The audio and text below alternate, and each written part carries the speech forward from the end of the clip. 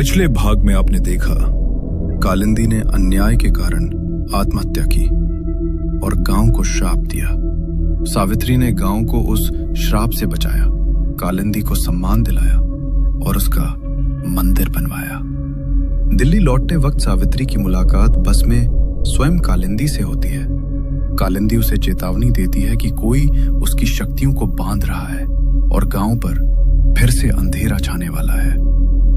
गांव में खोपड़ियां मिलती हैं। एक पुजारी का कत्ल हो जाता है। अचानक मंदिर में कालिंदी की मूर्ति टूट जाती है और एक भयानक हंसी गूंजती है।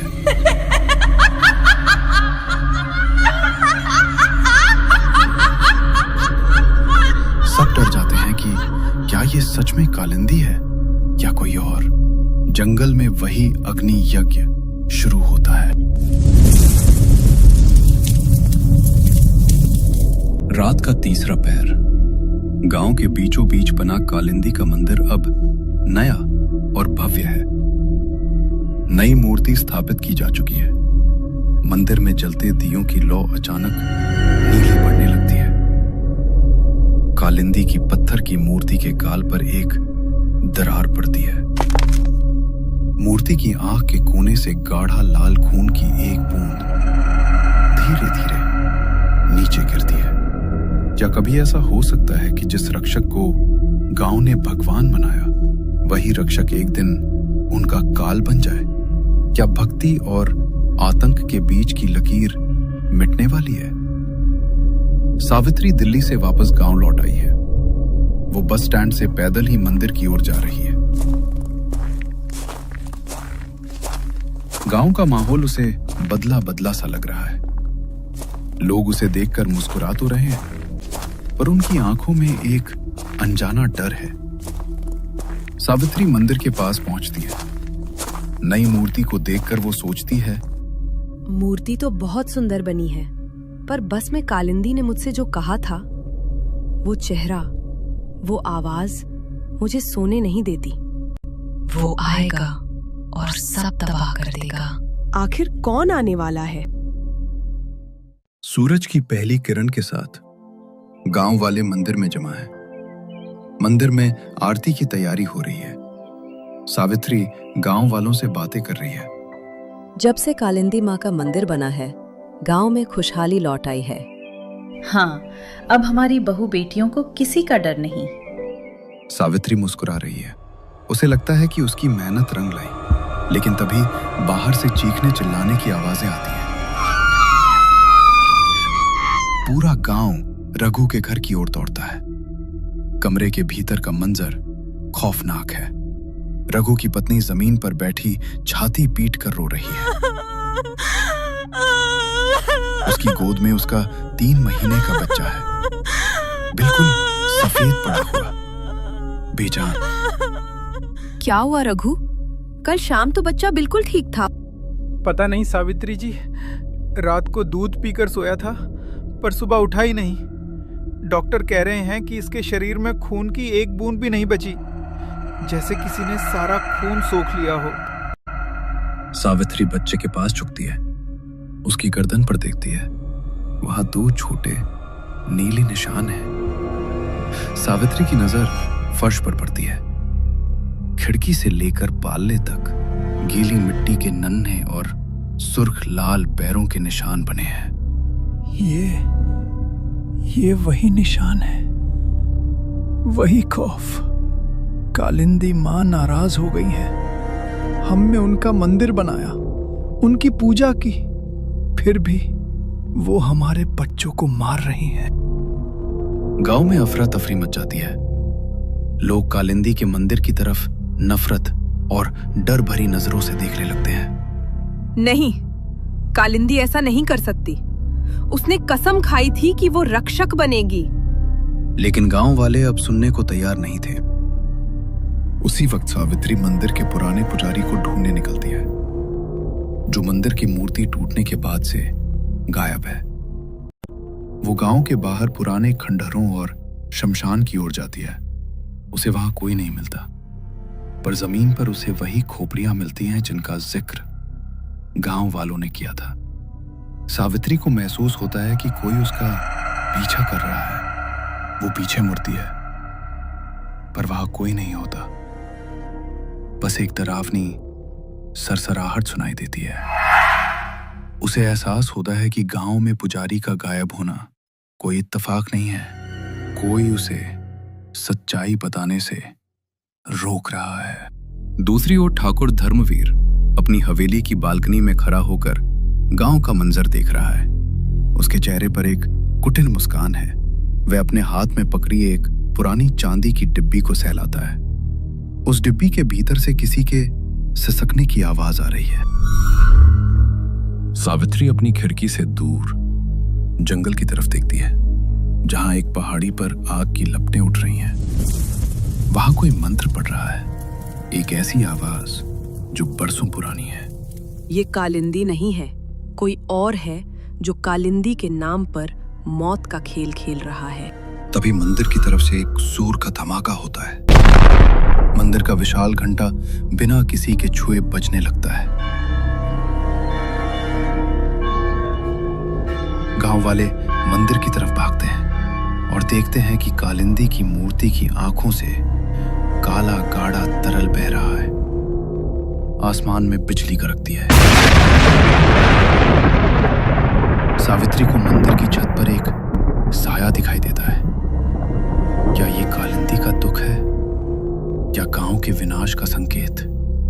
कौन हो तुम? क्यों कर रहे हो ये सब? तभी एक भयानक हंसी पूरे गांव में गूंजती है और वो साया गायब हो जाता है। गांव के लोग मशालें और कुल्हाड़ियां लेकर मंदिर के बाहर जमा है। हटाओ इस मूर्ति को। हमें नहीं चाहिए ऐसी देवी जो हमारे ही बच्चों का खून पी जाए। सावित्री ने हमें धोखा दिया। उसने एक डायन को मंदिर में बिठा दिया। सावित्री भीड़ के सामने खड़ी होती है। उसकी आंखों में आंसू है, पर आवाज में दृढ़ता है। रुक जाइए। आप लोग जो देख रहे हैं वो सच नहीं है। कालिंदी ने कसम खाई थी, वो रक्षक है। ये आंसू गवाही दे रहे हैं कि वो दुखी है। वो हमें मार नहीं रही। भीड़ नहीं मानती। तभी एक पत्थर मंदिर की मूर्ति की तरफ फेंका जाता है। पत्थर मूर्ति को लगने ही वाला होता है कि अचानक एक तेज बर्फीली हवा चलती है और वो पत्थर हवा में ही रुककर चकनाचूर हो जाता है। सब सज रह जाते हैं। गांव के दूसरे छोर पर लक्ष्मी अपने कमरे में सो रही है। वो 7 महीने की गर्भवती है। खिड़की से ठंडी हवा अंदर आ रही है। लक्ष्मी की नींद खुलती है। वो दिया जलाती है और देखती है कि दरवाजे से उसके बिस्तर की ओर गीली मिट्टी के लाल पैरों के निशान बढ़ रहे हैं। वो चीखना चाहती है, पर उसकी आवाज गले में ही फंस जाती है। दीवार पर एक परछाई नाच रही है। वो परछाई कालिंदी जैसी दिख रही है। लक्ष्मी को लगता है कि उसका अंत आ गया है। वो अपने पेट को पकड़कर कोने में दुबक जाती है। नहीं, माँ कालिंदी, मेरे बच्चे को छोड़ दो। मुझे मार दो, पर इसे छोड़ दो। तभी एक खौफनाक घटना घटती है। लक्ष्मी की खिड़की के बाहर एक काला धुएं जैसा साया उभरता है। वो साया सीधे लक्ष्मी के पेट की ओर झपटता है। तभी दीवार पर नाच रही कालिंदी की परछाई अचानक दीवार से बाहर निकलती है। वो एक सुरक्षा कवच जैसा बना लेती है। कालिंदी की रूह उस अदृश्य साये से लड़ने लगती है। कमरे में बर्तन गिरने लगते हैं, चीजें हवा में उड़ने लगती हैं। कालिंदी की रूह उस हमलावर साये को खिड़की से बाहर धकेल देती है। जैसे ही वो साया गायब होता है, कालिंदी की परछाई लक्ष्मी के माथे पर हाथ फेरती है और गायब हो जाती है। लक्ष्मी बेसुध होकर गिर पड़ती है। धर्मवीर अपनी हवेली में अकेला है। वो अपनी चांदी की डिब्बी को मेज पर रखता है। डिब्बी के अंदर से एक छोटे बच्चे के रोने की आवाज आ रही है।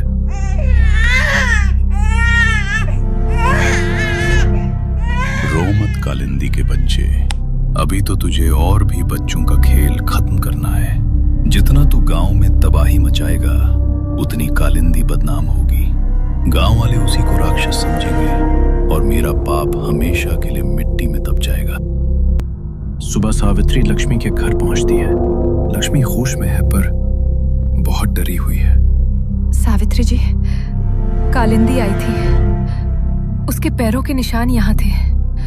उसने मुझे डराया। देखा, अब लक्ष्मी के बच्चे की बारी है। सावित्री, अब भी तुम उसे रक्षक कहोगी? सावित्री कमरे का मुआयना करती है। उसे फर्श पर लाल पैरों के निशान मिलते हैं, लेकिन उसकी नजर खिड़की के पास गिरी एक तांत्रिक भस्म पर पड़ती है। सावित्री समझ जाती है कि कालिंदी उसे मारने नहीं बल्कि किसी दूसरी शक्ति से बचाने आई थी।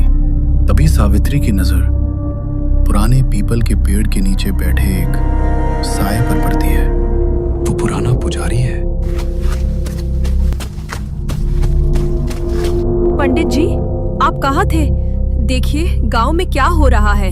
सावित्री, बहुत देर हो गई। संतुलन टूट चुका है। जो तुम देख रही हो वो कालिंदी नहीं है, वो कालिंदी का बच्चा है। सावित्री चौंक जाती है। धर्मवीर ने उस बच्चे की रूह को अपनी तांत्रिक माया में कैद कर लिया है।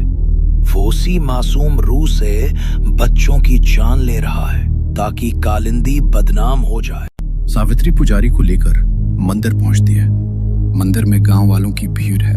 रुक जाइए, अनर्थ मत कीजिए। पुजारी जी मिल गए हैं। कालिंदी हमें मार नहीं रही।